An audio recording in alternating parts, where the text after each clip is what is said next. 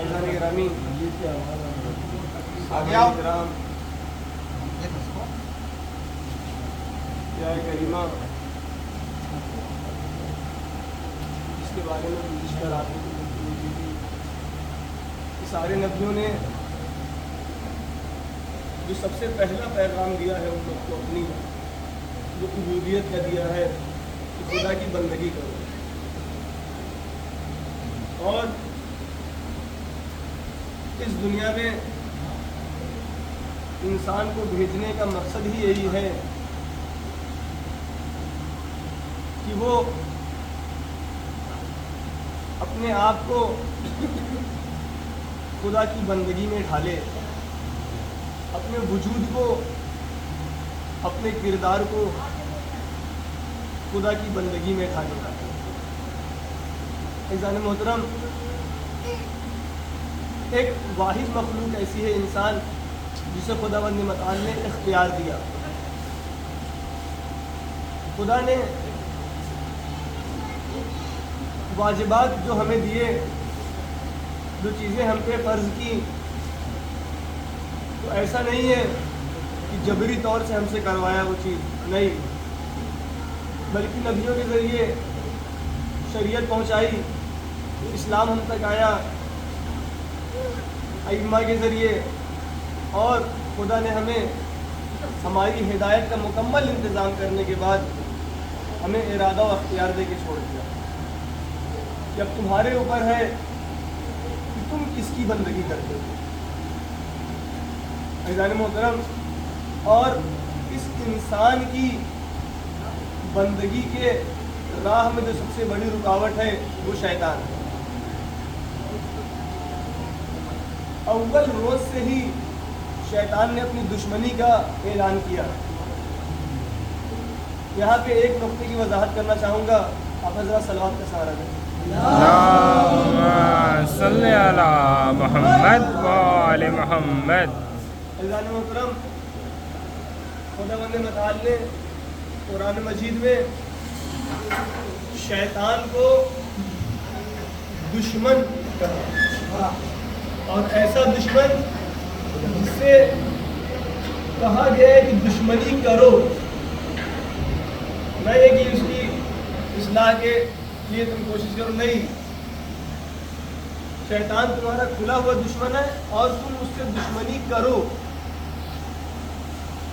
اگر کوئی انسان شیطان کو دشمن نہیں رکھتا ہے تو یاد رکھیے گا، ہم غافل ہو سکتے ہیں لیکن شیطان ہم سے غافل نہیں ہو سکتا۔ اور شیطان کا تجربہ بھی جناب آدم سے لے کے ہے۔ بعض تفاسیر کے مطابق کہ یہ جو اسنا گزرا ہے جناب آدم سے لے کے اب تک تقریباً 12,000 سال کا وقفہ بتا ہے، یعنی گویا شیطان کو تقریباً 12,000 سال کا تجربہ ہے انسان کو گمراہ کرنے کا۔ ایک بہت لطیف نقطے کی طرف علماء نے وضاحت کی کہ انسان دشمن کس چیز کو سمجھنے لگتا ہے۔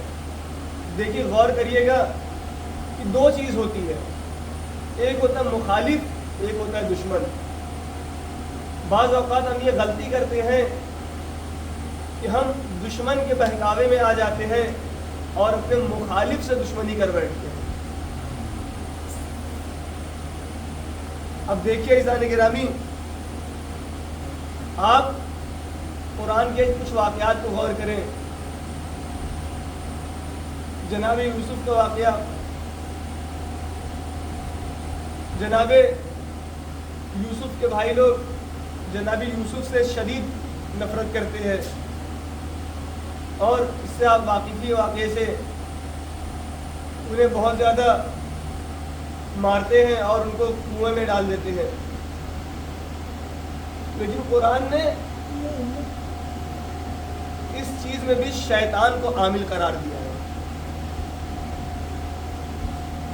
کہ شیطان نے یہ دشمنی کا بیج بویا تمہارے بھائیوں کے دل میں جناب یوسف۔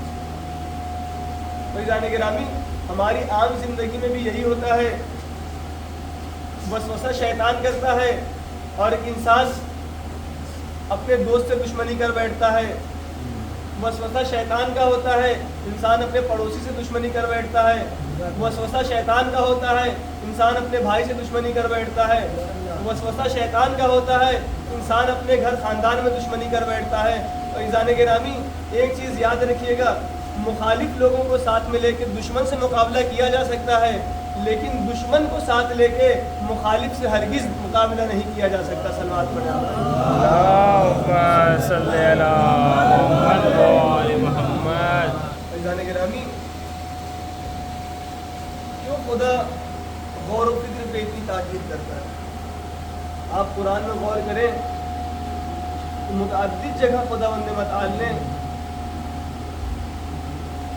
لوگوں سے مطالبہ کیا ہے، حیرت انگیز لہجے میں سوال کیا ہے کہ تفکر کیوں نہیں کرتے، تدبر کیوں نہیں کرتے، تفکر کیوں نہیں کرتے، کیوں نہیں غور و فکر کرتے؟ اور ایک لمحہ غور و فکر کرنا بہت بڑی عبادت سے تعبیر کیا گیا ہے، حدیثوں میں بھی، روایتوں میں۔ کیوں؟ کیونکہ یہ فکر جو ہے انسان کو بلندی عطا کرتی ہے، معراج عطا کرتی ہے۔ اگر انسان کے اندر سے فکر ختم ہو جائے تو وہ تشخیص نہیں دے سکتا، وہ تمیز نہیں کر سکتا صحیح اور غلط۔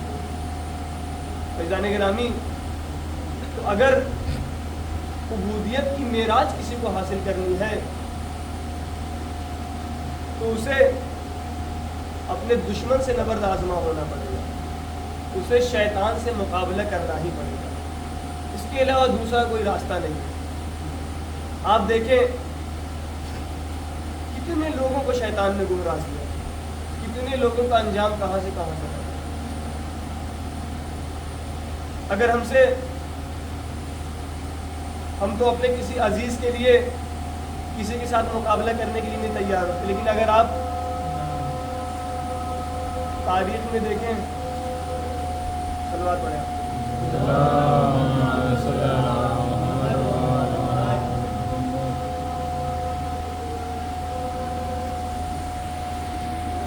گرامی، اگر عبودیت کی منزل میں کسی کو جانا ہے اور عبودیت کی منزل کسی کو سر کرنا ہے تو یاد رکھیے گا، شیطان کھلا ہوا دشمن ہے۔ ایک نقطہ اور بیان کر دو آپ کی خدمت میں کہ قرآن میں خداوند متعال نے ارشاد فرمایا، شیطان 4 جانب سے انسان پہ حملہ ور ہوتا ہے، دائیں سے، بائیں سے، سامنے سے اور پیچھے سے۔ یہ 4 جہت قرآن نے بیان فرمائی شیطان کے حملہ ور ہونے کی۔ عزیزان محترم، اس چیز کو ایک تو اولاً یہ کہ ہمارے معاشرے کا حال یہ ہے کہ ہم قرآن کو ثواباً پڑھتے ہیں، اول تو پڑھنا ہی کم ہو گیا ہے، دوسرے یہ کہ پڑھتے تو ثواباً پڑھتے ہیں، تو غور و فکر کی تو بہت دور کی بات ہے۔ لیکن عزیزان گرامی، علماء نے اس نقطے کی بہت خوبصورت تشریح کی ہے اور اس چیز کو سمجھایا کہ جو 4 جہت سے حملہ ہوتا ہے اس کے معنی کیا ہیں۔ شیطان اگر دائیں سے حملہ کر رہا ہے تو اس کے کیا معنی ہیں، اگر بائیں سے حملہ کر رہا ہے اس کے کیا معنی ہیں، اگر سامنے سے حملہ کر رہا ہے اس کے کیا معنی ہیں، اگر پیچھے سے حملہ کر رہا ہے تو اس کے کیا معنی ہیں۔ تو عزیزان گرامی، یہ 4 جہت قرآن نے بتائی شیطان کے حملہ ور ہونے کی۔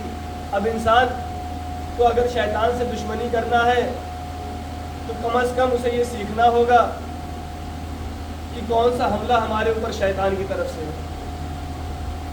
تو علماء نے اس کی تشریح فرمائی، اگر ایک انسان کو توفیق ہوتی ہے کوئی نیک کام انجام دینے کی اور وہ نیک کام انسان انجام دے لیتا ہے، لیکن دل ہی دل میں اپنے اوپر فخر کر رہا ہوتا ہے، گھمنڈ میں مبتلا ہو رہا ہوتا ہے کہ ارے میں نے تو یہ کام کیا ہے، میں نے تو یہ اچھا کام کیا ہے، اب تو میرا نام ہوگا، لوگ مجھے عزت کی نظر سے دیکھیں گے، تو علماء بیان کرتے ہیں یہ شیطان کا دائیں جانب سے حملہ ہے کہ تم نے نیکی کیا، لیکن شیطان نے تمہیں غرور میں مبتلا کر دیا، تکبر میں مبتلا کر دیا اور تمہاری نیکی کا اجر ضائع کر دیا۔ اسی طریقے سے جب شیطان کسی کے خلاف برائی کے لیے ابھارتا ہے تو وہ بائیں سمت سے حملہ ہوتا ہے۔